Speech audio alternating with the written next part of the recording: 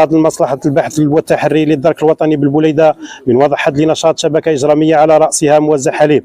العملية تمت بناء على معلومات واردة مفادها أن أحد الموزعين يقوم بجلب كميات معتبرة من مادة حليب الأكياس المدعمة ويقوم بتحويلها إلى لبن. أحد الموزعين يقوم بجلب كميات معتبرة من مادة حليب الأكياس المدعمة ويقوم بتحويلها إلى لبن. أحد الموزعين يقوم بجلب كميات معتبرة من مادة حليب الأكياس المدعمة ويقوم بتحويلها إلى لبن بعد تكثيف التحريات وترصد تنقلات الشاحنات واستيفاء كافة الإجراءات القانونية تحت إشراف السيد وكيل الجمهورية لدى محكمة الأربعاء، تم توقيف 5 أشخاص مشتبه فيهم تتراوح أعمارهم ما بين 25 إلى 35 سنة بجنحة المضاربة الغير مشروعة في مادة مدعمة وإحداث ندرة فيها والتسبب في رفع سعرها.